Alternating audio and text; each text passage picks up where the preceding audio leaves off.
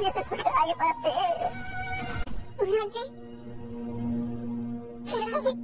सावरा तुम्ही स्वतः उलट आपण देवी आईचे आभार मानायला हवे की प्रतिमा ते परत आले. सगळ्यांनी आशा सोडली होती ना की ते परत येणार नाही, पण आज त्या तुमच्या समोर उभे आहेत. आज तुम्हा सगळ्यांचं प्रेम जिंकलंय आणि त्या आईची माया जिंकली आहे पूर्णाजी.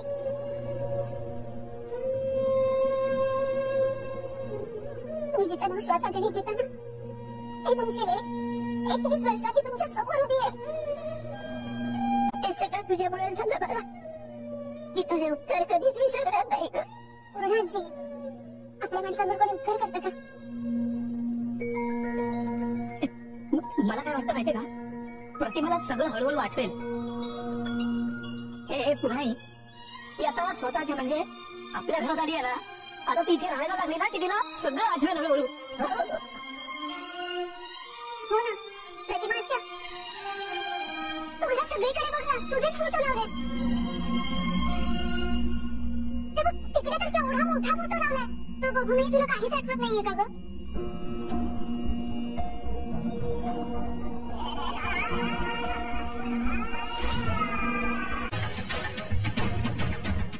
नाही मला वाटतं आपण प्रतिमा त्यांना आता ते प्रश्न नको विचारायला, त्यांना खूप स्ट्रेस येऊ शकतो.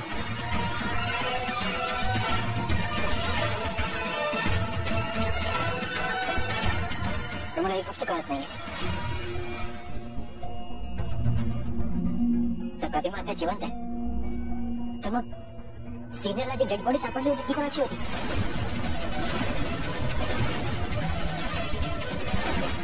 आणि ती प्रतिमा हत्या असल्याचे पुरावे कुठून आले? त्याचं उत्तर तर रविराज सरच देऊ शकतो. प्रतिमा हत्या परत आल्या की त्यांना कळलं होतं ना किती आनंद होईल याची कल्पना सुद्धा नाही करू शकत आपण.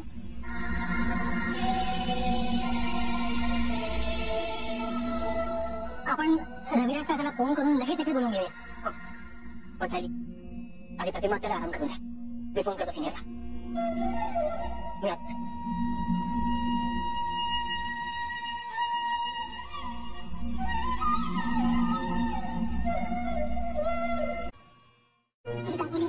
किल्लेदारपर्यंत कसे पोहोचले हे बघा. कारण त्या कपाटावरती किल्लेदार समोर फक्त तुमचे फिंगरप्रिंट्स असणार आहे. आणि एकदा का ते फिंगरप्रिंट्स रिपोर्ट आले ना तर तुम्ही मी हात म्हणून समजा. मला कळत नाही का डॉक्टर नाही का मला तेवढं कळत मला. तू नको सांगू, तोंड बंद ठेव तुझं.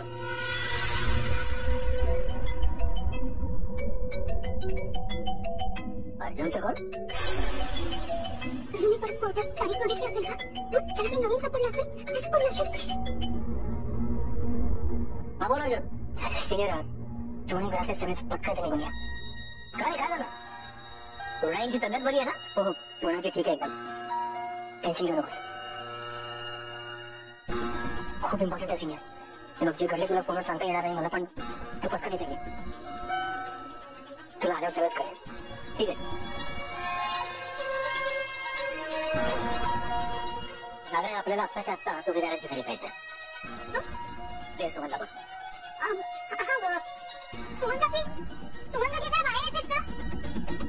अरे पण काय झालंय ते तर सांग दादा. अरे मला पण माहित नाहीये, अजून काहीच नाही बोलला. आम्ही अलिबागला गेलो हे अजून सांगून नाही ना टाकणार. मी खोटं बोलले म्हणून किल्लेदार परत घर डोक्यावर घे. काय झालं भाऊजी? काय झालं मला माहिती नाही, पण आपल्याला ताबडतोब आता सुभेदारांच्या घरी जायचं. सगळी चेंज करून घ्या. हे सगळं असं घडलंय पूर्णाची. मंदिरात गेली म्हणून तर तुला प्रतिमा भेटली. तुला प्रतिमा भेटावी अशीच देवी आईची इच्छा होती, म्हणून तर तिने तुला मंदिरात बोलावून घेतलं.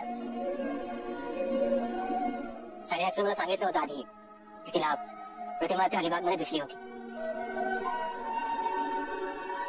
पण मीच तिचा विश्वास नाही ठेवला तेव्हा. पण अर्जुन मला एक कळत नाहीये, तू तर अलिबागला क्लायंट मीटिंग साठी गेला होतास ना, आणि सायली तर कुसुम त्यांच्या घरी गेली होती. मग सायली तुला अलिबागला कशी काय भेटली?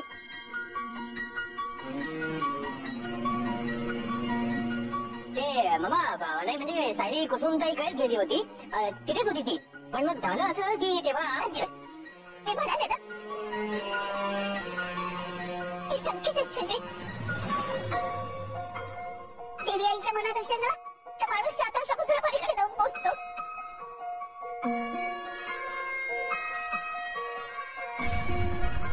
पण नवरा ज्या शहरात आहे त्या ठिकाणी बायकोने जाणं कितीच कठीण आहे. हो खरं का, असंच घडलं होतं मला.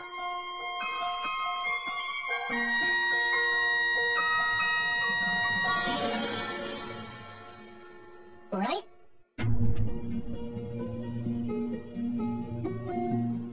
अर्जुन, सिंह, रविराज, काय झालं तुम्हाला?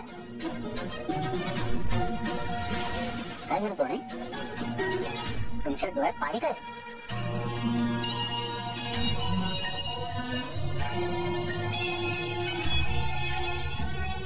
हो ना, अर्जुन एवढं तातडीने बोलवून घेतलं आम्हाला. काय झालंय काही कळलंच नाही. इतकी वर्ष आपण ज्या चमत्काराची वाट बघत होतो ना, तो चमत्कार घडलाय. चमत्कार?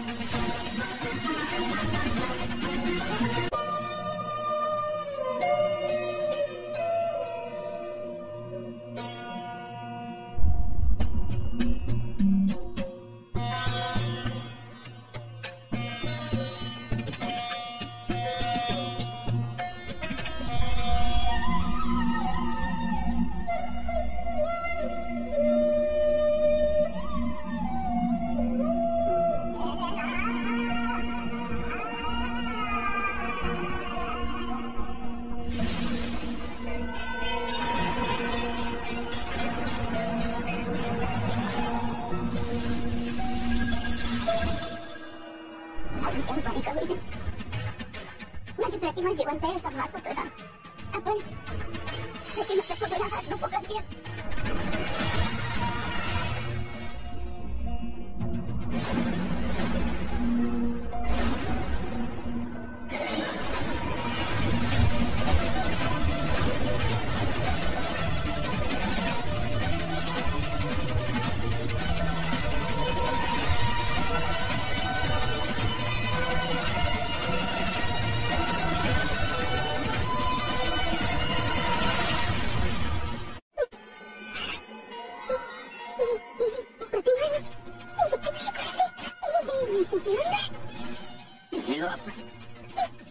मेलो ठार मेलो आपण.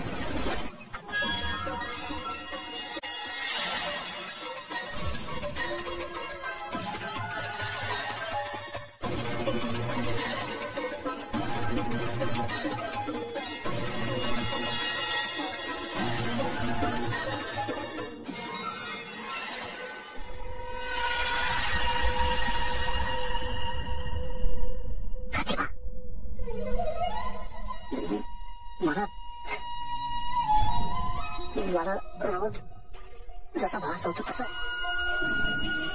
हा देखील एखादा भासच आहे का?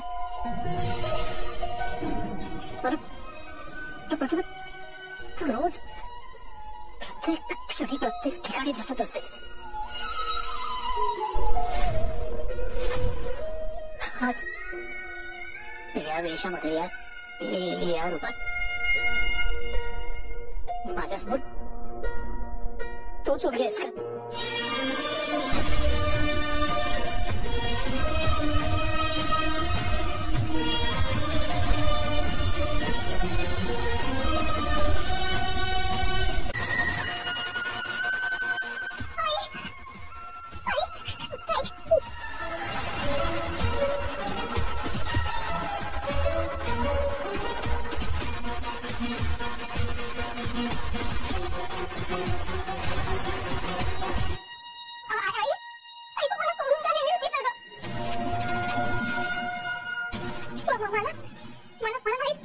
तू जिवंत असणार असते. माझं मन सांगत होतं ना की तू नक्की परत येशील म्हणून. आणि मग माझंच खरं ठरलं.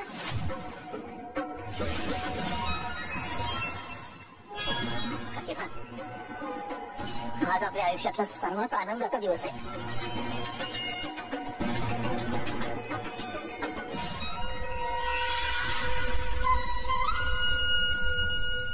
हाच दिवस बघण्यासाठी मी जगत होतो.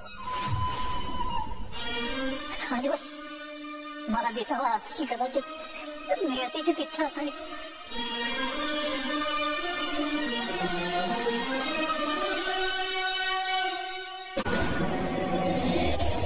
मार्केटमध्ये मला जी दिसली होती ती प्रतिमा वहिनीच होती. याचा अर्थ महिपत माझ्याशी खोटं बोलला की त्यानं प्रतिमा वहिनीला मारलं म्हणून. हा काय प्रकार आहे सगळा? वहिनी वहिनी, मला तर आनंदाने काय करू आणि काय नको असं झालंय.